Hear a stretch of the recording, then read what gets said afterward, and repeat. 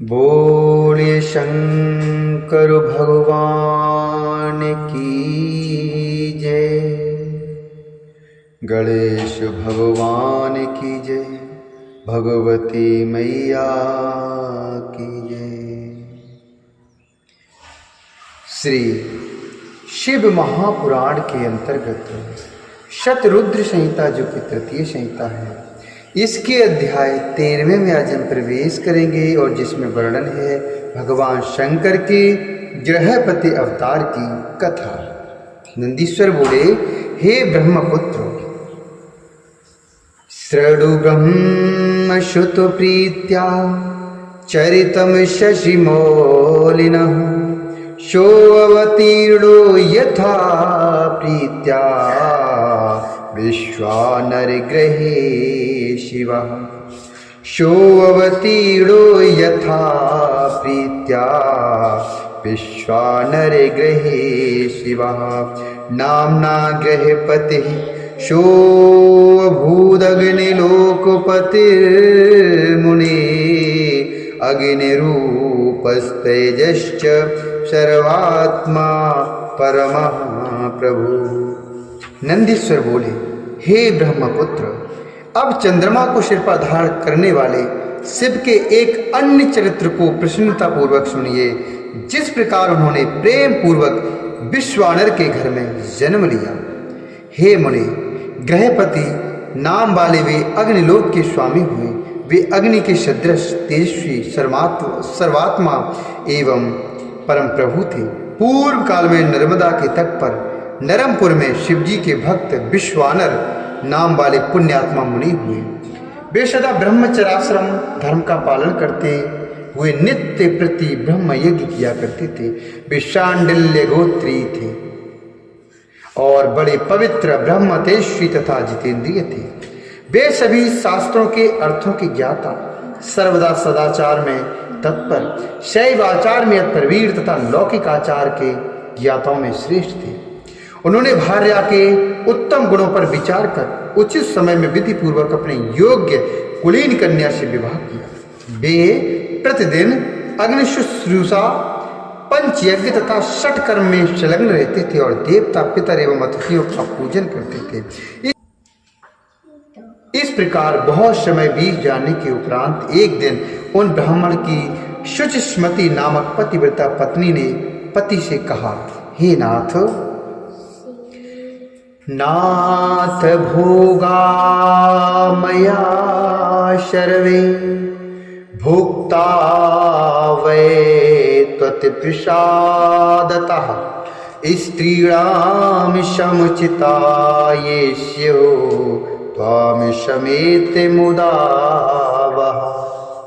स्त्रीणां समुचिता ये स्युः त्वां समेते मुदा वः। एवं मे प्रार्थितं नाति चिराय हृदि संस्ततं गृहस्थानां समुचितं तो मे तद्धातुमर्हसि। पत्नी ने पति से कहा, हे नाथ, मैंने आपकी कृपा से आपके साथ उन सभी भोगों को भोग लिया है जो स्त्रियों के योग्य तथा आनंददायक है। हे नाथ, अब मेरी एक ही विशेष अभिलाषा है जो मेरे हृदय में चिरकाल से स्थित है और वह गृहस्थों के लिए उचित भी है, उसे देने की कृपा करें। विश्ववानर बोले, हे सुश्रोणी, हे प्रिय हितैषी, मुझे तुम्हारे लिए कुछ भी अदेय नहीं है। हे महाभागो, तुम उसे मांगो, मैं शीघ्र ही उसे प्रदान करूंगा। हे कल्याणी, संपूर्ण कल्याण करने वाले महेश्वर की कृपा से मुझे इस लोक में एवं परलोक में कुछ भी दुर्लभ नहीं है। नंदीश्वर बोले, पति के इस वचन को सुनकर प्रसन्न मुख वाली वह पतिव्रता स्त्री प्रसन्नता से विनती अर्थात विनीत होकर दोनों हाथ जोड़कर कहने लगी। शुचिस्मति बोली, हे नाथ, वरियोग्याश्म चेन्नाथि यदि देयो वरो मम महेश सदृशम पुत्रम देह नान्यम परम वृणे। शुचिस्मति बोली, हे नाथ, यदि मैं वर के योग्य हूँ और यदि आपको मुझे वर प्रदान करना है तो मुझे शिव के समान पुत्र दीजिए, मैं कोई अन्य वर नहीं चाहती हूँ। नंदीश्वर बोले। उसके इस वचन को सुनकर वे पवित्र आत्मा ब्राह्मण क्षण भर के लिए समाधिस्थ होकर अपने हृदय में विचारने लगे, अर्थात विचार करने लगे, अहो मेरी इस स्त्री ने अत्यंत दुर्लभ तथा मनोरथ मार्ग से दूर कैसी वस्तु मांगी है, अथवा वे शिवजी ही सब कुछ पूरा करने वाले हैं। उन शंभु ने ही इसके मुख में वाणी रूप से स्थित होकर ऐसा कहा है। शिवजी की यदि इच्छा है तो उसे अन्यथा करने में कौन समर्थ है, अन्यथा करने में कौन समर्थ हो सकता है। ऐसा विचार कर उदार बुद्धि वाले तथा एक पत्नी व्रत में परायण रहने वाले विश्वानर मुनि ने बाद में उस पत्नी से कहा। नंदीश्वर बोले, इस प्रकार अपनी पत्नी को अनेक प्रकार से आश्वस्त करके मुनि तप करने के लिए वहां चले गए जहां साक्षात काशीनाथ विश्वेश्वर स्थित हैं। उन्होंने शीघ्र वाराणसी में पहुंचकर मणिकर्णिका का दर्शन करके अपने सैकड़ों जन्मों की अर्जित तीनों तापों से मुक्ति प्राप्त कर ली। उसके बाद उन्होंने विश्वेश्वर आज सभी लिंगों का दर्शन करके काशीस्थ सभी कुंडों, वापियों एवं सरोवर में स्नान करके सभी विनायकों को नमस्कार करके शिवा गौरी को प्रणाम करके पापों का भक्षण करने वाले कालराज भैरव का भी पूजन किया। फिर प्रत्यन पूर्वक दंडपाणि, विनायक आदि प्रमुख गणों की स्तुति कर आदि केशव आदि मुख्य द्वादश केशवों को प्रसन्न करके फिर लोलार्क आदि प्रमुख सूर्यों को बार बार प्रणाम किया। उन सभी तीर्थों में समाहित चित्त होकर पिंडदान करके हजारों प्रकार के भी भोजनाद से मुनियों तथा ब्राह्मणों को संतुष्ट कर महापूजोपचार से भक्तिपूर्वक अनेक लिंगों का पूजन करके वे बार बार विचार करने लगे कि शीघ्र सिद्धि प्रदान करने वाला कौन सा लिंग है जहाँ पुत्र की कामना से मेरा तप सफल होगा। उन बुद्धिमान विश्वानर मुनि ने कुछ क्षण ऐसा विचार करके शीघ्र पुत्र देने वाले वीरेश नामक लिंग की प्रशंसा की। उन्होंने अपने मन में विचार किया कि यह वीरेश्वर सिद्ध लिंग है, इसकी पूजा के प्रभाव से असंख्य साधक सिद्धि को प्राप्त किए हैं, इसीलिए यह श्रेष्ठ लिंग सबसे अधिक प्रसिद्ध है। लोग भक्ति भाव से समन्वित होकर बस पर्यंत इस वीरेश्वर महालिंग की पूजा करके आयु तथा पुत्र आदि सभी मनोरथ प्राप्त करते हैं। अतः मैं भी यही वीरेश लिंग की त्रिकाल आराधना कर शीघ्र वैसा ही पुत्र प्राप्त करूंगा जैसा कि मेरी स्त्री ने अभिलाषा की है। नंदीश्वर बोले, ऐसा विचार कर बुद्धिमान पुण्यात्मा तथा व्रती ब्राह्मण विश्वानर ने चंद्रकूप के जल में स्नान कर नियम धारण किया। उन्होंने 1 मास पर्यंत दिन में एक आहार, 1 मास पर्यंत रात्र में एक आहार, 1 मास पर्यंत अयाचित आहार, पुनः 1 मास तक निराहार रहकर तप किया। वे 1 महीने तक दूध पीकर, 1 महीने तक शाक फल खाकर, 1 महीने तक मुट्ठी भर तिल खाकर और 1 महीने पानी पीकर रहे।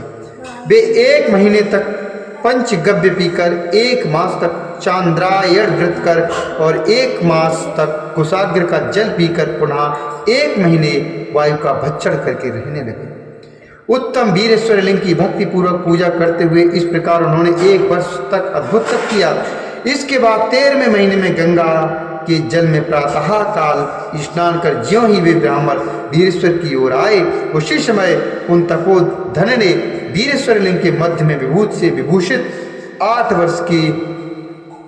वर्ष की आकृति वाले एक बालक को देखा। उस बालक की आंखें कानों तक फैली हुई थी, उसके ओठ गहरे लाल थे, मस्तक पर अत्यंत पिंगल वर्ण की जटा शोभा पा रही थी। वह नग्न तथा प्रसन्न मुख था और बालोचित वेशभूषा तथा चिता का भस्म धारण किए हुए श्रुति के सूक्तों का पाठ करता हुआ लीलापूर्वक हंस रहा था।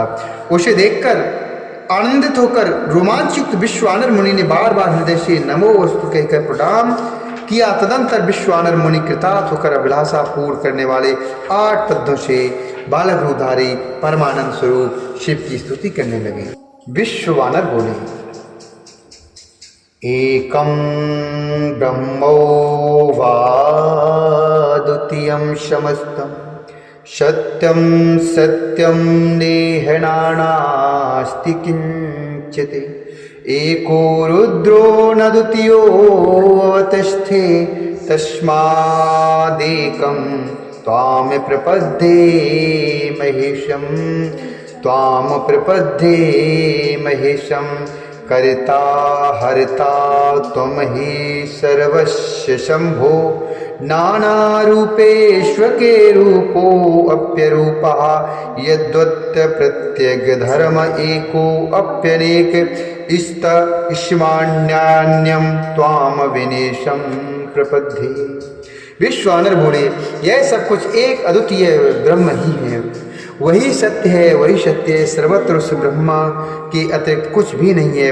वह ब्रह्म एकमात्र ही है और दूसरा कोई नहीं है, इसलिए मैं एकमात्र आप महेश्वर की शरण प्राप्त करता हूँ। हे शंभो, एक आप ही सबका सृजन करने वाले तथा हरण करने वाले हैं। आप ही रूप विहीन होकर भी अनेक रूपों में एक रूप वाले हैं, जैसे आत्मधर्म एक होता हुआ भी अनेक रूपों वाला है। इसलिए मैं आप महेश्वर को छोड़कर किसी अन्य की शरण नहीं प्राप्त करना चाहता हूँ। जिस प्रकार रस्सी में सांप, शीपी में चांदी और मृग मरीचिका में जल